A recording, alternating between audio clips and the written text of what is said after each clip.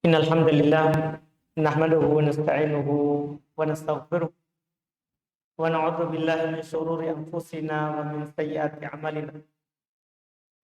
May yahdihillahu fala mudilla lahu wa may yudlil fala hadiya lahu. Asyhadu an la ilaha illallah wahdahu la syarika lahu wa asyhadu anna Muhammadan abduhu wa rasuluh sallallahu alaihi wa ala alihi wa sahbihi wa man tabi'ahum bi ihsan ila yaumiddin, amma ba'd. Kaum muslimin jemaah salat maghrib rahimani wa rahmakumullah. Alhamdulillah, kita kembali melanjutkan kajian fikih dengan membaca kitab Bulughul Maram karya Imam Al-Hafidz Ibnu Hajar rahimahullah. Kita masih di pembahasan salat sunnah, dan tentunya pada malam hari ini kita akan masuk di pembahasan salat witir. Kita sudah singgung sebagiannya terkait dengan salat witir.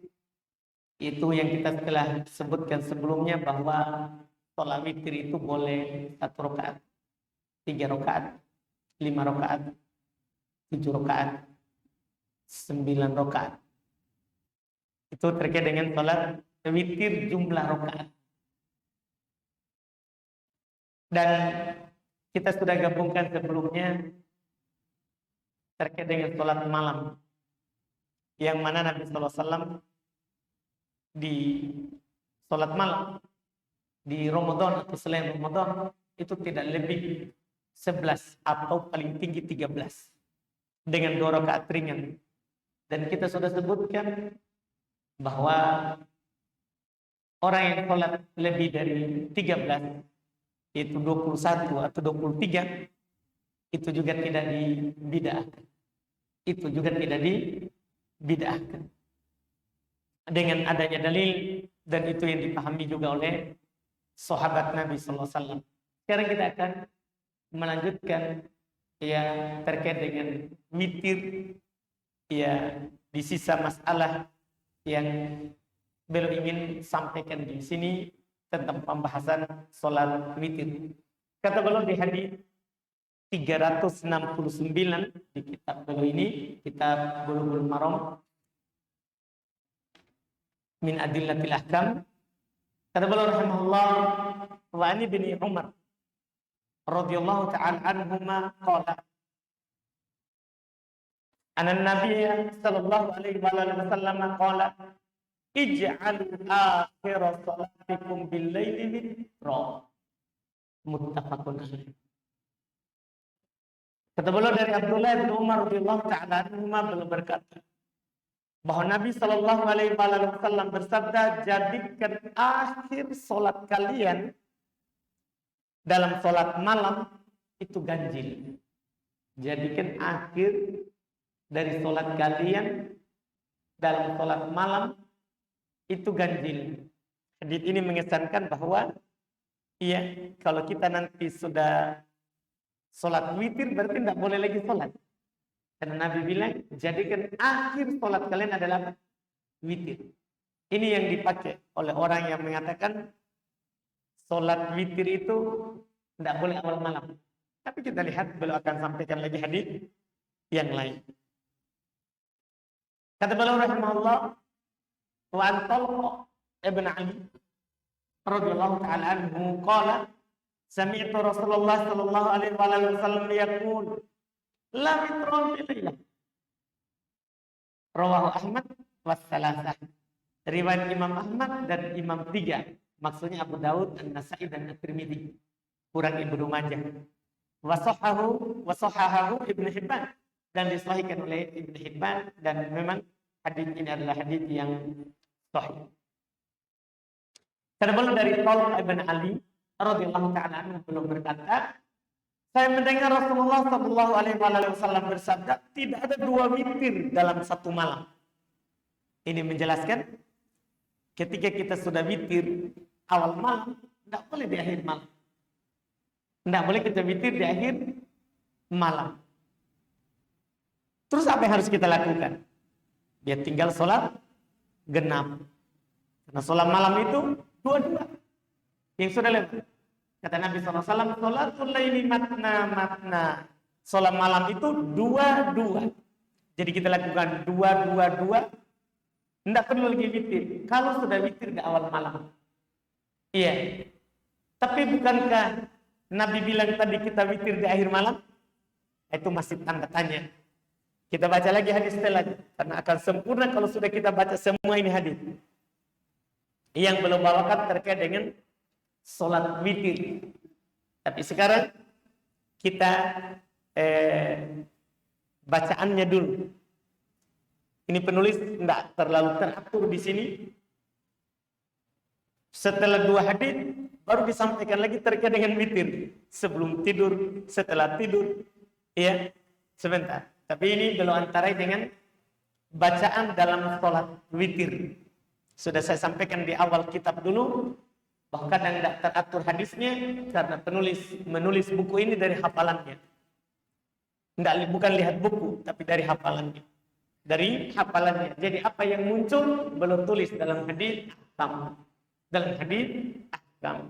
Kata beliau, wa an Ubay ibn Ka'ab radhiyallahu ta'ala anhu qala kana Rasulullah sallallahu alaihi wasallam yutiru bi hisma rabbikal a'la wa qul ya ayyuhal kafirun wa qul huwallahu ahad. Rawahu Ahmadu wa Abu Dawud wan Nasa'i wa zada wa la yusallimu illa fi akhirih. Wa li Abi Dawud wa Tirmidzi nahbuhu an Aisyah radhiyallahu ta'ala anha wa fi kullu suratin fi raq'atin wa fil akhirah qul huwallahu ahad wal mu'awwidataini. Ini 2 hadis terkait dengan bacaan dalam sholat witir. Kata beliau dari Ubay bin Ka'ab radhiyallahu taala anhu berkata, adalah Rasulullah SAW witir dengan membaca Sabbihisma rabbikal a'la, Qul ya ayyuhal kafirun, dan Qul huwallahu ahad. Ini riwayat Imam Ahmad, Abu Dawud, dan An-Nasa'i, dan ditambah oleh Imam Nasa'i, dan tidak salam kecuali pada akhirnya. Artinya belum witir sekarang dengan 3 rakaat, 1 kali salam. Tapi dalam riwayat Imam Abu Dawud dan At-Tirmidzi semisalnya, tapi dari Aisyah. Tadi dari Ubay bin Ka'ab, sekarang dari Aisyah. Wabihi, dan padanya ada keterangan di setiap rakaat 1 surat. Maksudnya rakaat pertama Sabbihisma rabbikal a'la, rakaat kedua Qul ya ayyuhal kafirun, dan pada rakaat terakhir Qul huwallahu ahad.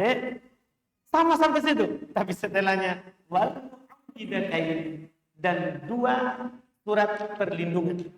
2 surat perlindungan. Maksudnya 2 surat perlindungan ini Qul a'udzu birabbil falaq dan Qul a'udzu birabbin nas. Qul a'udzu birabbin annas. Itu namanya 2 surat perlindungan. Surat Al-Falaq dan An-Nas.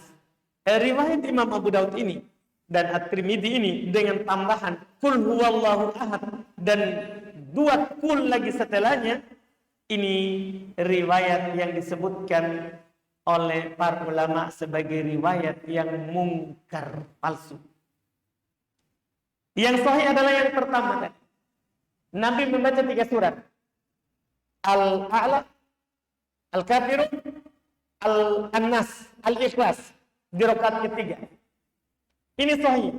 Ada tambahan di rakaat terakhir dengan 2 qul yang setelahnya lagi, setelah Al-Ikhlas, ini riwayat yang mungkar. Dianggap mungkar, dianggap palsu oleh Imam Ahmad Ibn Ma'in, dan yang paling mengherankan adalah Al-Uqayli. Kita tahu ini Al-Uqayli, dia termasuk ulama hadis yang bermudahan dalam hadis, dalam mensahihkan hadis. Bersamaan dengan dia orang yang bermudahan dalam mensahihkan hadis, dia baik dari hadis. Padahal dia orang yang bermudahan. Ini menunjukkan bahwa tambahan ini betul-betul sahih dhaif. Betul dhaif. Pertanyaan kita, kenapa sebenarnya bisa dhaif? Kenapa sebenarnya ya haditsnya bisa dhaif. Tambahannya ini, tambahan 2 kul juga terakhir. Kata para ulama, hadits ini diriwayatkan oleh Imam Abu Dawud dan At-Tirmidzi dengan jalan sanad dari Qasim Al-Jazari dan dari Abdul Aziz Ibnu Juraij. 2 orang ini bermasalah. Pertama, Qasim Ibn Al-Jazari, dia sayyul hafaz, jelek hafalan. Ditambah lagi Abdul Aziz Ibnu Juraij, dhaif. Sudah dia lemah, tidak mendengar dari Aisyah, tapi dia nukil. Berarti ada keterputusan sanad. Makanya hadis yang tidak bisa diterima. Yang benarnya adalah yang pertama, bahwa Nabi dalam witir membaca Sabbih isma rabbikal a'la di rakaat pertama, Qul ya ayyuhal kafirun di rakaat kedua, Qul huwallahu ahad di rakaat ketiga, tanpa 2 kul setelah. Ini yang sunnahnya, artinya kalau ada orang membaca tidak salah, cuman tidak sesuai dengan sunnah. Tidak juga. Karena kalau ada orang tidak membaca ini dalam witir, tidak ada masalahnya. Ada orang di rakaat pertama baca Al-Ikhlas, rakaat kedua baca Al-Falaq, rakaat ketiga baca An-Nas. Tidak ada masalahnya. Hanya saja tidak mendapat pahala. Itu saja masalahnya. Ini hadis saya kira sangat jelas ya, terkait dengan bacaan.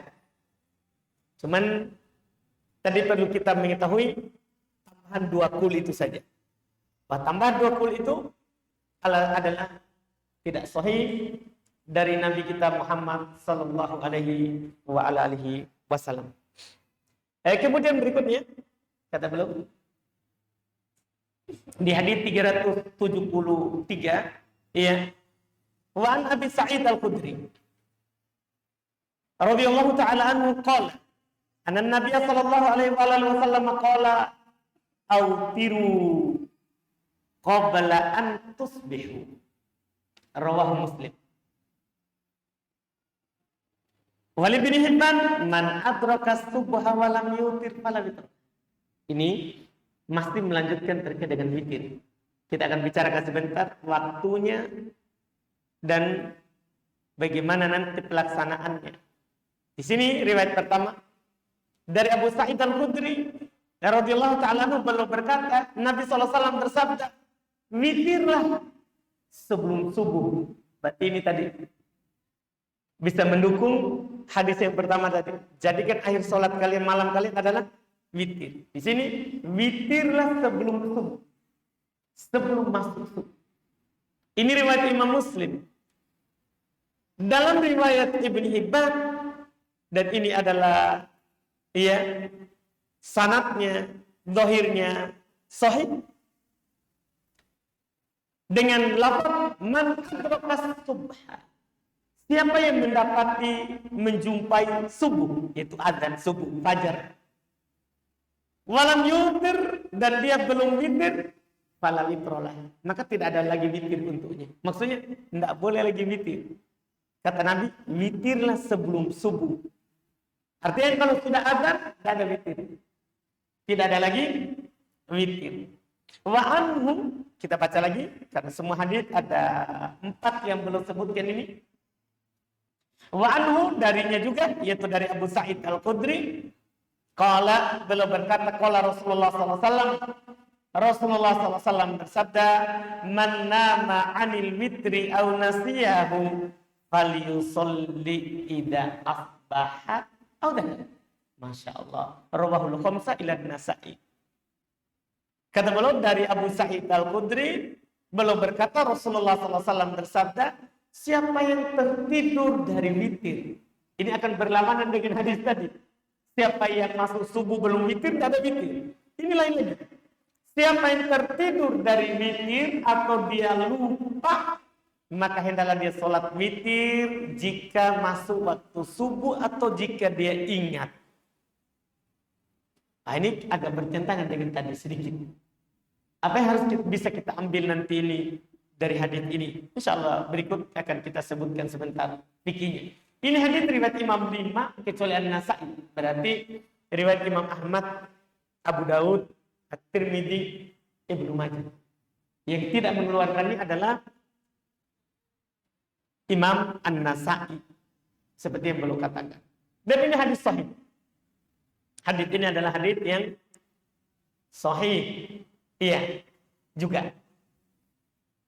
Kemudian kata beliau berikutnya Pak Jabir radhiyallahu taala anhu qala Rasulullah sallallahu alaihi wasallam man khafa alla yakuma min akhiril lail falyutir awwala wa man tami'a an yakuma akhirahu falyutir akhiral lail fa inna salata akhiril lail mashhudah wa dzalika afdal. Masyaallah, rawahu Muslim. Hadis riwayat Imam Muslim. Kata beliau dari Jabir bin Abdullah radhiyallahu taala anhu beliau berkata, Rasulullah sallallahu alaihi wasallam bersabda, siapa yang khawatir, takut untuk tidak bangun di akhir malam, maka hendaklah dia witir di awal malam. Siapa yang takut ini diberikan arahan.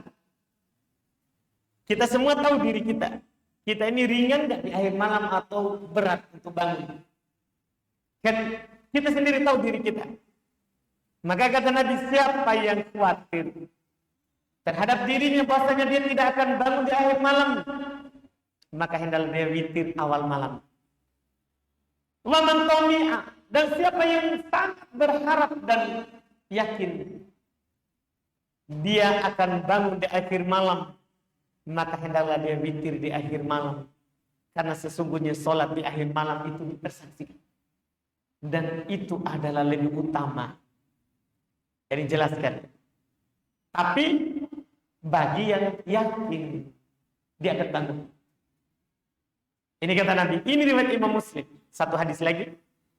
Kata beliau, wa an Ibnu Umar radhiyallahu ta'ala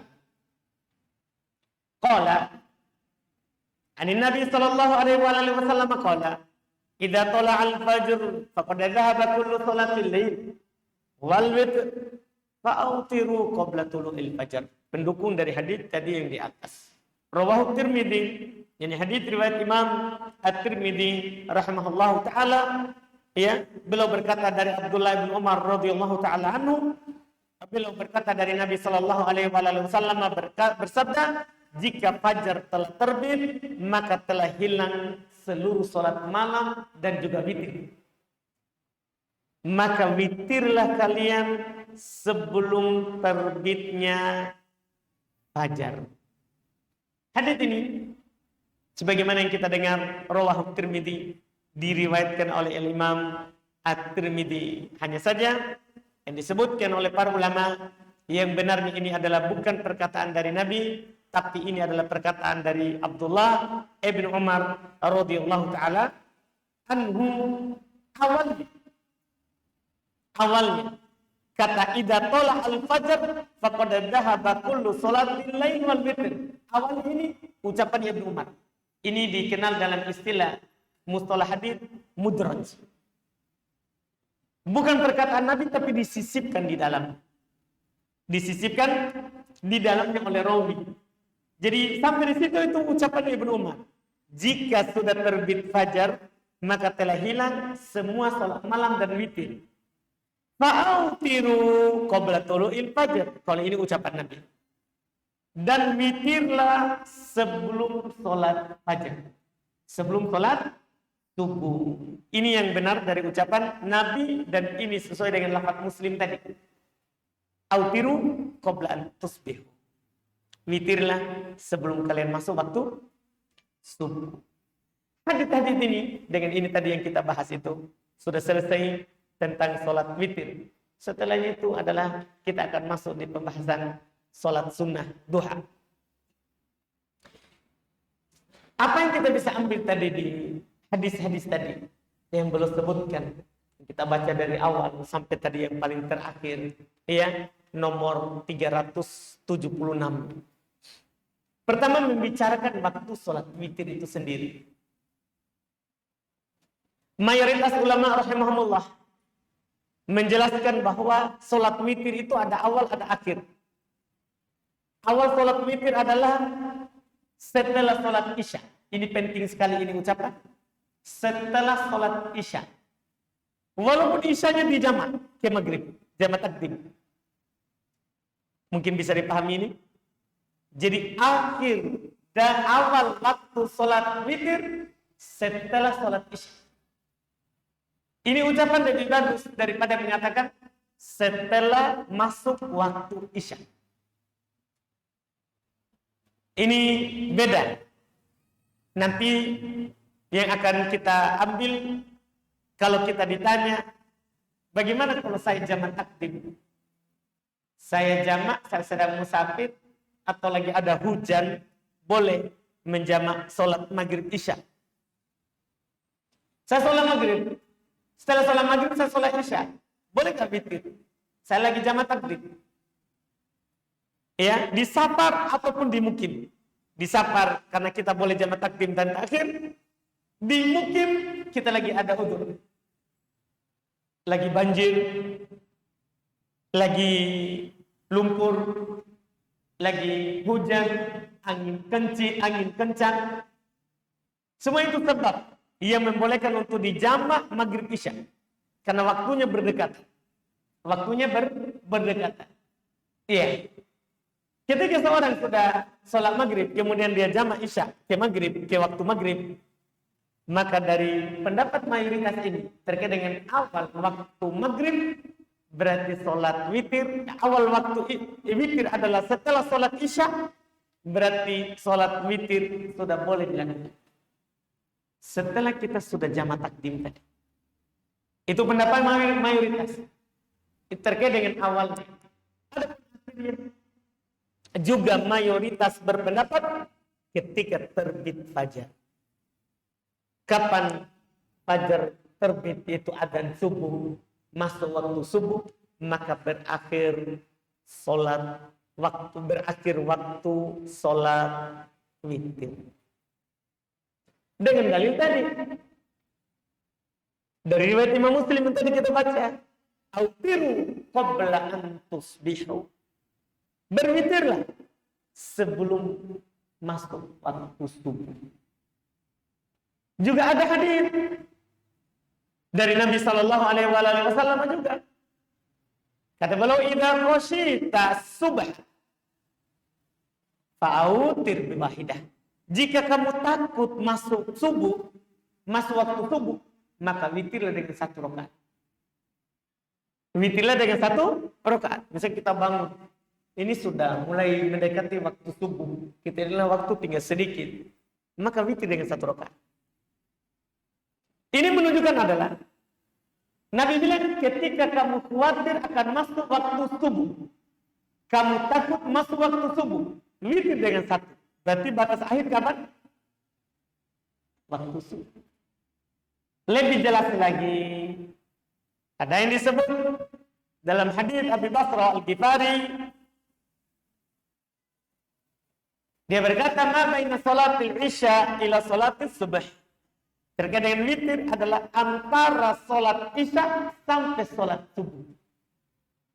Sampai subuh. Antara isya sampai subuh. Ini awal sampai akhir. Awal sampai akhir. Inilah terkait dengan waktu sholat witir. Iya. Kemudian masalah kedua yang dibicarakan. Bagaimana kalau ada orang luput sholat witir, apakah dia qadha? Itu masalah kedua yang disinggung di hadis. Ada orang luput sholat witir, apakah dia qadha? Sangat jelas hadis yang ada di hadapan kita.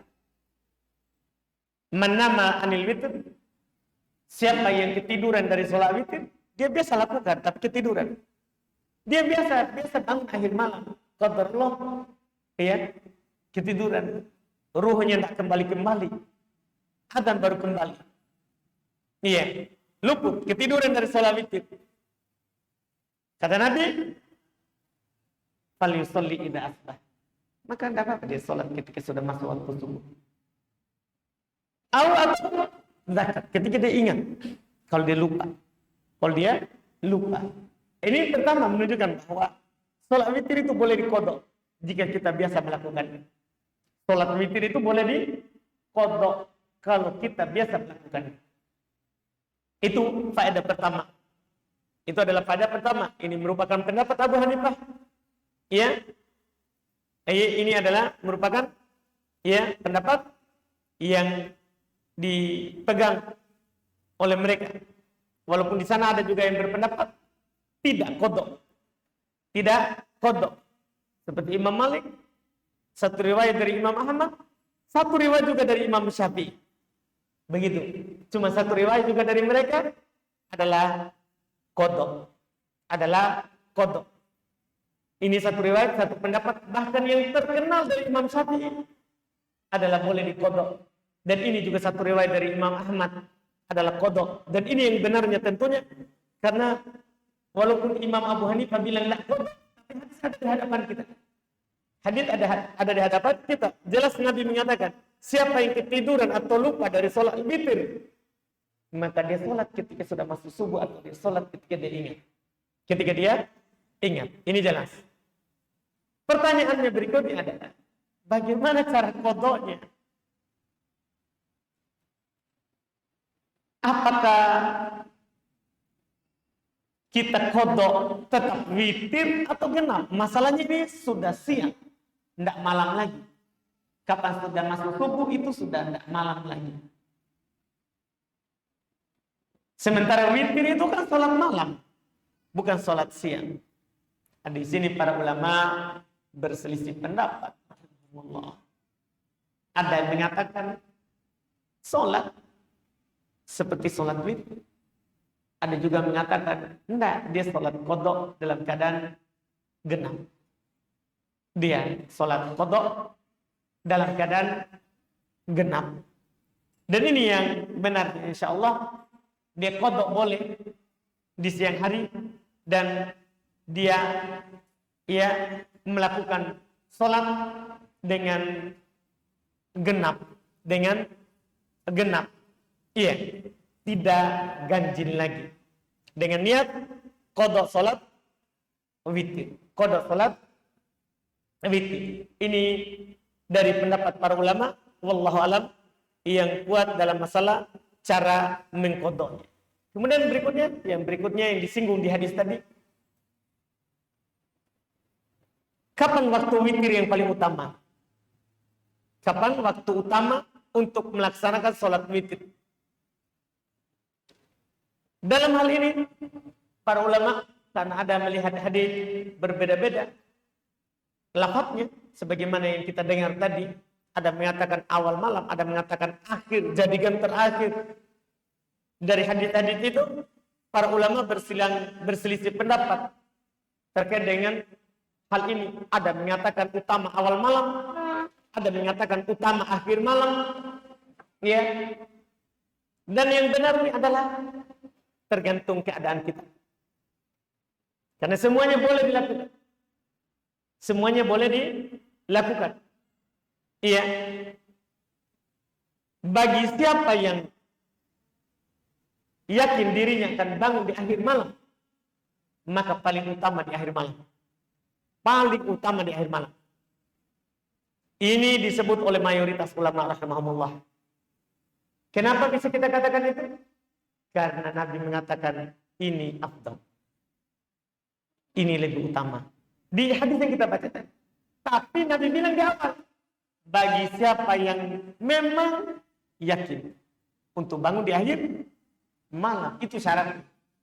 Adapun kita yakin diri kita tidak mampu bangun di akhir malam, maka utama di awal. Karena lebih utama kita lakukan daripada ketiduran. Lebih utama kita lakukan daripada kita tidur, tidak sholat witir. Ini dipegang oleh orang-orang Syafi'iyah. Mereka mengatakan utama awal malam. Utama awal malam bagi orang yang yakin tidak terbangun. Iya, ini yang disebutkan oleh para ulama rahimahumullah terkait dengan waktunya. Kemudian masalah berikutnya terkait dengan witir, ya.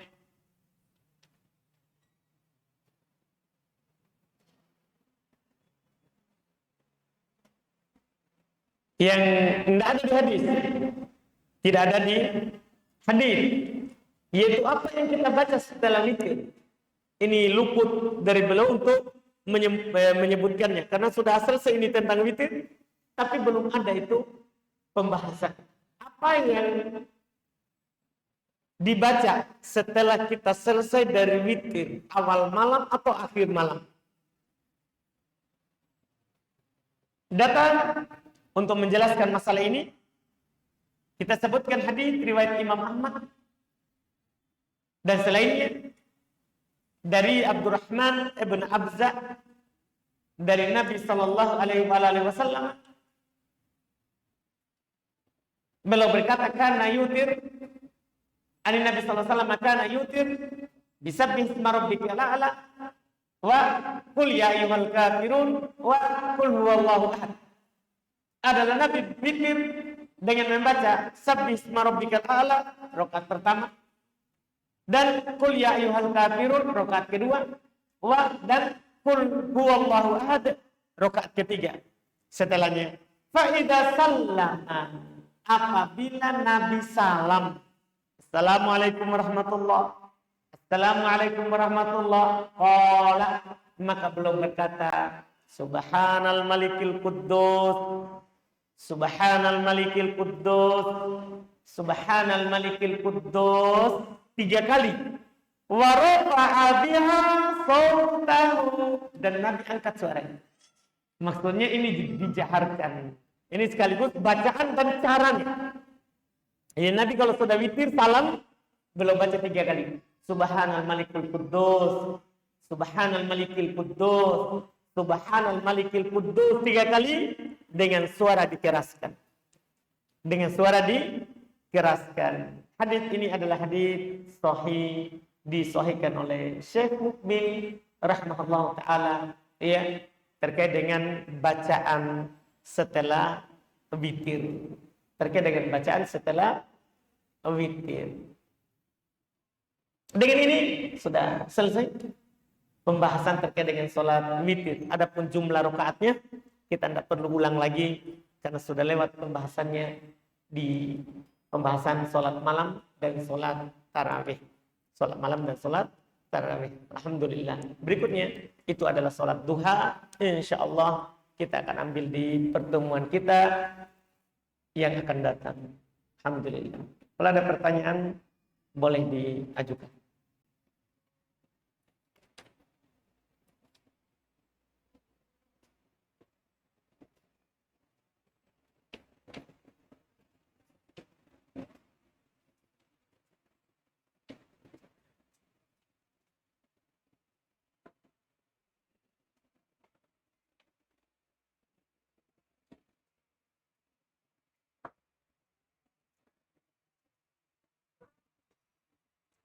Ini ada pertanyaan, apakah Dajjal itu makhluk diciptakan khusus atau dari golongan jin dan manusia atau simbol kejahatan? Tidak. Dajjal itu adalah manusia diciptakan. Dia dari keturunan Adam, bukan dari jin. Dajjal itu dari keturunan Adam. Dari manusia. Bukan dari jin. Bukan dari jin. Kemudian apakah itu simbol kejahatan? Tidak. Nyata. Nyata. Iya, tidak ada yang berpendapat Dajjal itu adalah simbol kejahatan, kecuali hanyalah orang-orang ya yang biasanya terpengaruh dengan pemikiran filsafat. Terpengaruh dengan pemikiran filsafat. Dia bukan simbol kejahatan, tapi nyata ada. Nyata adanya. Karena kalau simbol kejahatan, tidak perlu turun Nabi Isa untuk membunuhnya nanti di akhir zaman, mendekati hari kiamat. Mendekati hari kiamat. Iya. Jadi dia nyata manusia. Dan dia dilihat oleh sahabat. Sudah ada sahabat yang pernah melihatnya tapi dilupakan tempatnya. Itu hikmahnya Allah. Dia terikat. Dan Nabi sudah menyebutkan cirinya. Jadi dia hidup sekarang. Ada. Iya. Tapi kita tidak tahu di mana. Dan itu jangan perlu heran. Bukan kayak Ya'juj dan Ma'juj ada. Dikurung oleh Dzulqarnain disebutkan di surah Al-Kahfi.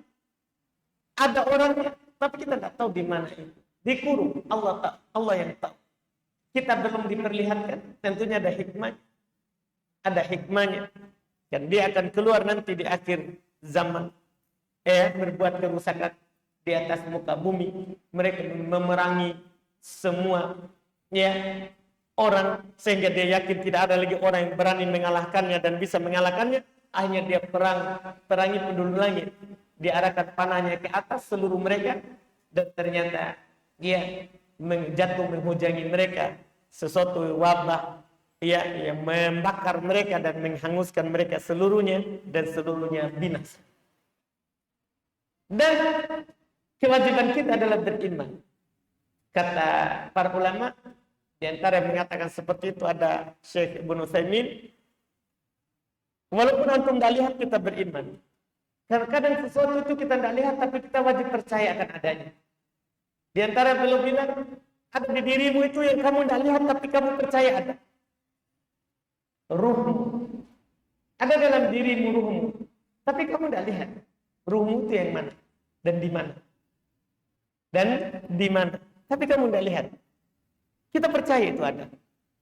Kita percaya itu ada. Tidak harus itu yang kita imani. Harus kelihatan. Iya. Untuk sekarang. Nanti akan dilihat. Dajjal. Lihat Ya'juj dan Ma'juj. Itu disebutkan di Quran.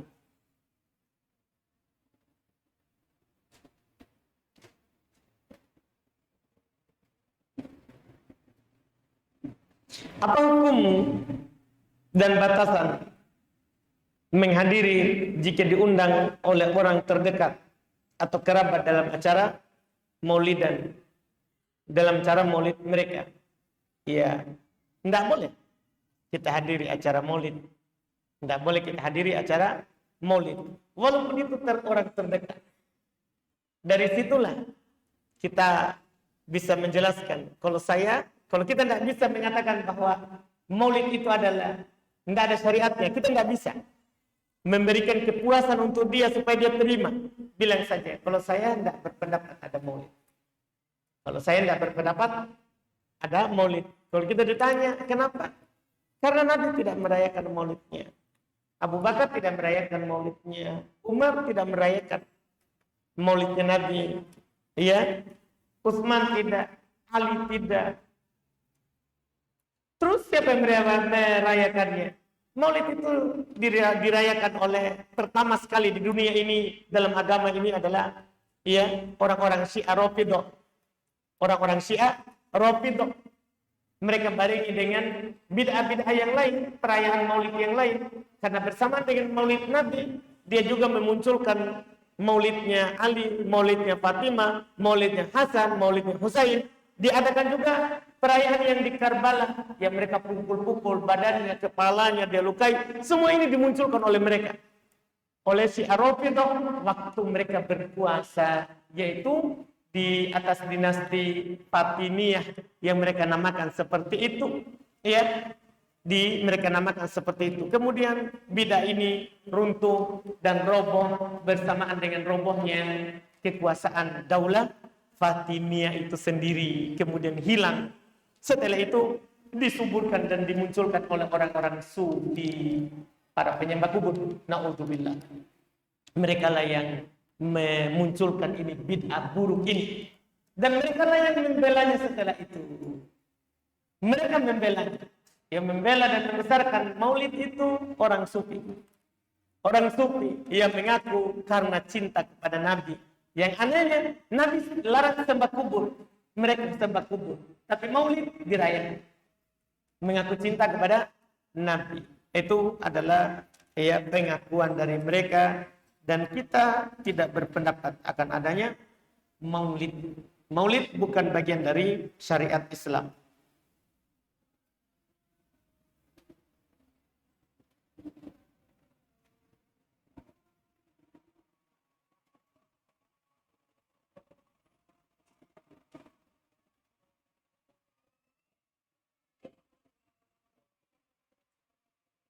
Ini ada pertanyaan terkait dengan doa tadi. Mana yang benar, Ustaz? Subhanal Malikil Quddus atau Subhana Malikil Quddus? Subhanal. Al-Malik, nama Allah. Al pakai al. Nama Allah, Al-Malik. Jadi Subhana tidak pakai al. Subhanal Malik. Al-Malik pakai al. Jadi bukan Subhana Maliki. Bukan Subhana Maliki, tapi Subhanal Malikil Quddus. Itu riwayatnya.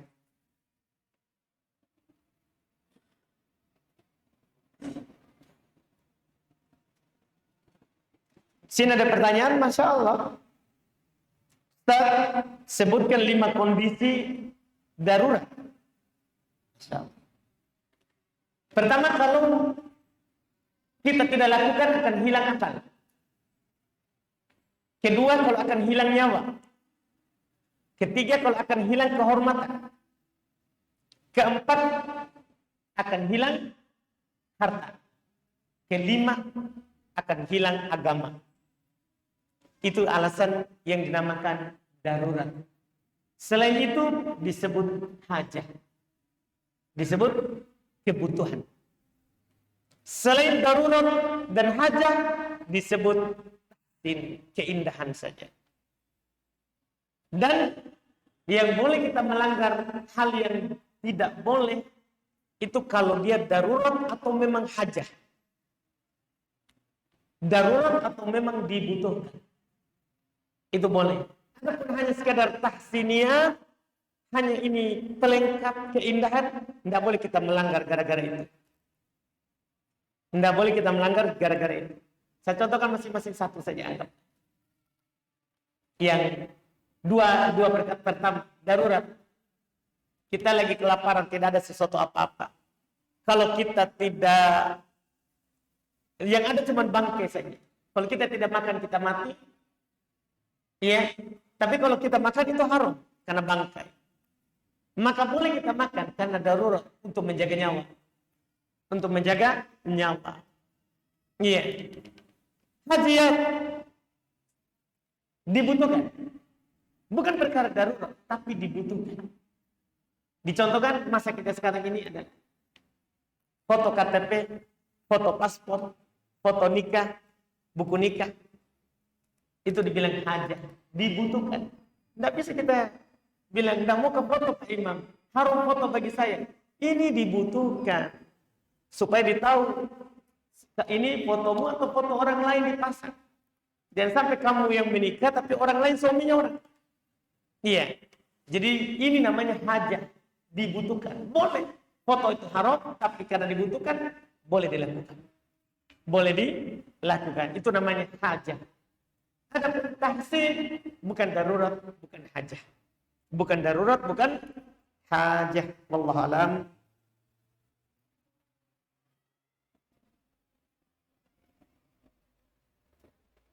Ustaz, ada teman bertanya, katanya tidak boleh mendatangi rumah yang ada kesyirikan. Di mana rumah orang tua saya ada boy-boy kesyirikan. Tidak bolehkah saya ke rumah orang tua? Iya, kita datang ke sana karena itu orang tua kita. Iya. Kenapa bisa boleh?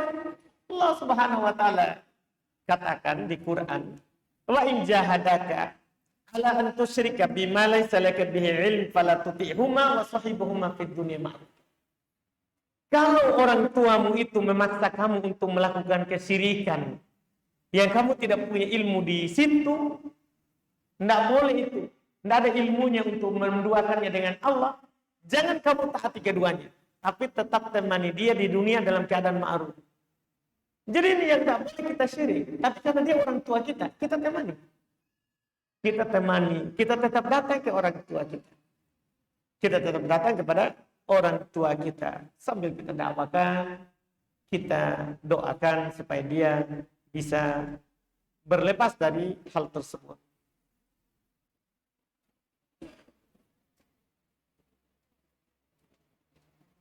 Apa yang harus dilakukan ketika seorang memiliki amalan kontinu atau rutin terus ia luput melakukannya? Misalnya rutin dalam mengerjakan sholat malam atau witir, terus karena ada udzur syar'i ia tidak bisa mengerjakannya awal malam, terus ia luput dari sholat malam dikarenakan ketiduran dan bangun pada saat adzan subuh. Sudah kita sebutkan tadi, mungkin kita tidur sedikit, boleh kita qadha kembali dengan mengingatnya. Sudah tadi kita sebutkan, alhamdulillah.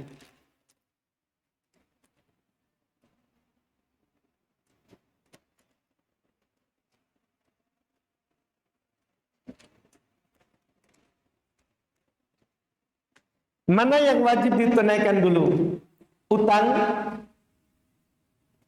Utang biaya pernikahan atau nafkah wajib bagi istri? Dua-duanya wajib. Wajib bayar utang dan wajib kita nafkahi istri. Siapa suruh menikah? Iya.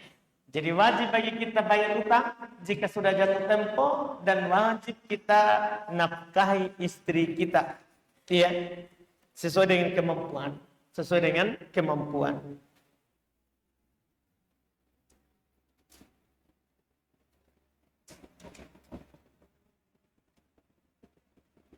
Bagaimana seorang menghadapi fitnah di zaman ini? Fitnah apa itu yang kita hadapi? Iya, di zaman ini. Kalau fitnah secara umum, ya bertakwa kepada Allah dimanapun kamu berada. Kata Nabi, ittaqillah haitsuma kunta. Bertakwa kamu kepada Allah dimanapun kamu berada. Kalau kamu jatuh dalam kesalahan, lakukan kebaikan. Wa atbi'i as-sayyi'atal hasanah tabhuha. Ikutkan amalan baik ketika kamu melakukan atau jatuh dalam keburukan yang akan menghapus keburukan itu. Itu kata Nabi. Karena zaman fitnah, kadang turun ketakwaan kita jatuh dalam dosa. Jangan putus asa, lakukan kebaikan yang akan menghapusnya. Setelah itu, bagaimanapun jahatnya orang, kata Nabi ketiga, wa khaliqin nas bi khuluqin hasan. Itu di satu hadis ini tiga tadi. Pergaulilah manusia dengan akhlak yang baik. Dia jahat, kita baiki saja. Kita baiki saja, wallahu a'lam.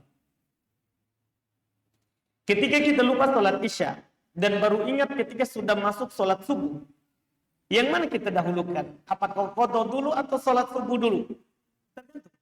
Kalau sholat subuh waktunya akan keluar, maka kita sholat subuh dulu baru isya. Tapi kalau sholat subuh baru ada, waktunya masih lama, maka kita sholat isya dulu baru sholat subuh. Itu yang kita lakukan. Bolehkah qadha sholat ketika kita baru ingat beberapa hari? Wajib begitu. Siapa yang lupa dari sholat, wajib dia qadha kapan dia ingat. Tadi, itu di sholat sunnah. Apalagi sholat wajib. Wajib kita qadha saat kita ingat. Saat kita ingat, wallahu a'lam.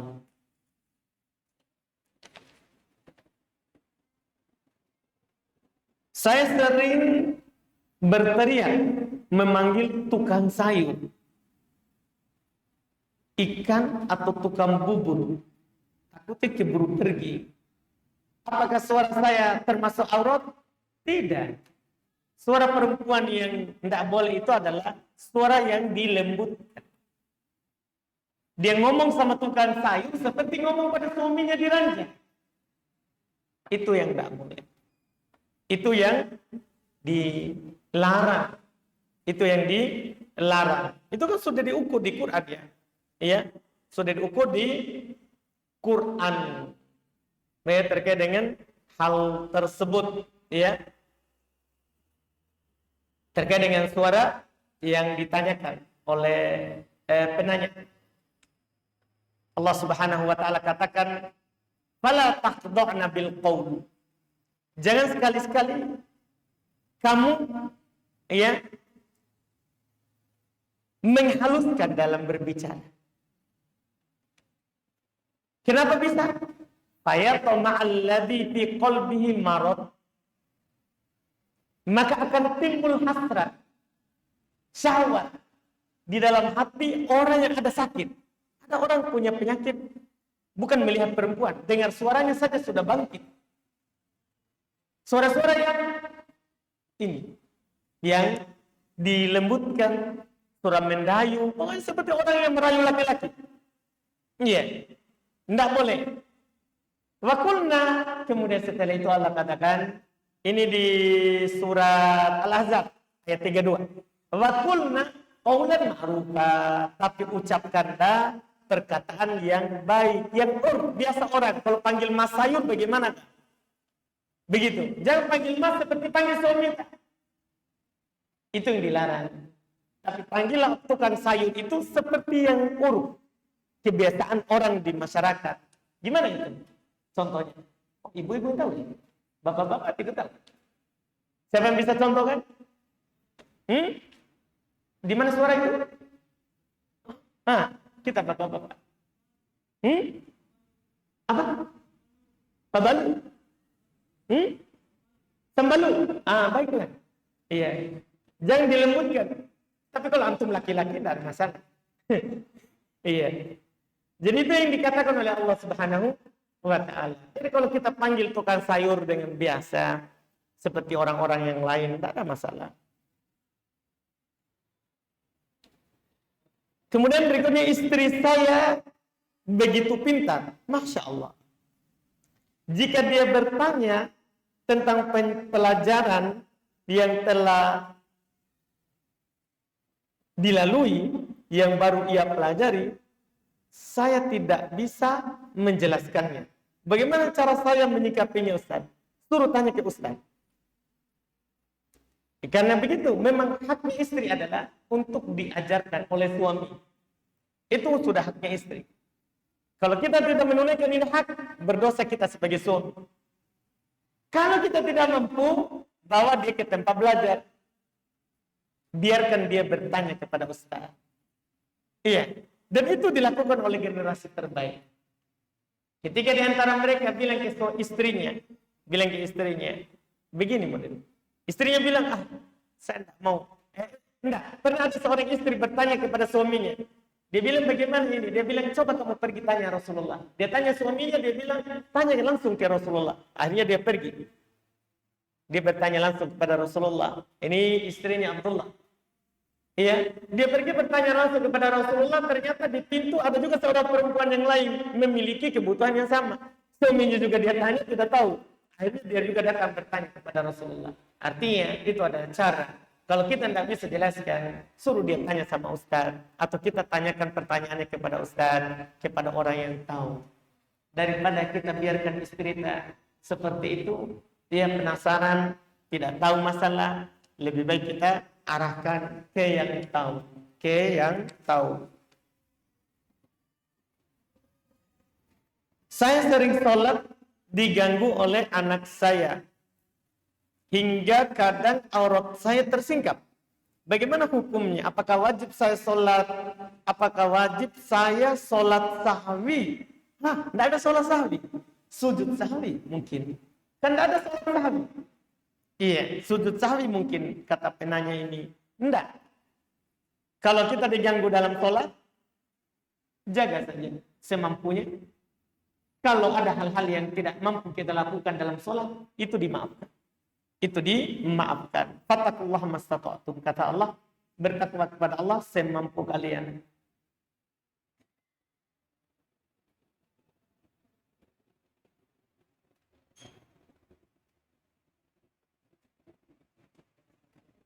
Saya terakhir. Saya sering kewalahan mengurus anak saya yang begitu aktif hingga saya sering marah, berteriak, bahkan memukulnya. Jangan, sabar saja. Ya, siapa yang Allah Subhanahu wa taala berikan satu putri, dua putri, kemudian dia bersabar untuk mengurusnya, menjaganya, maka baginya surga.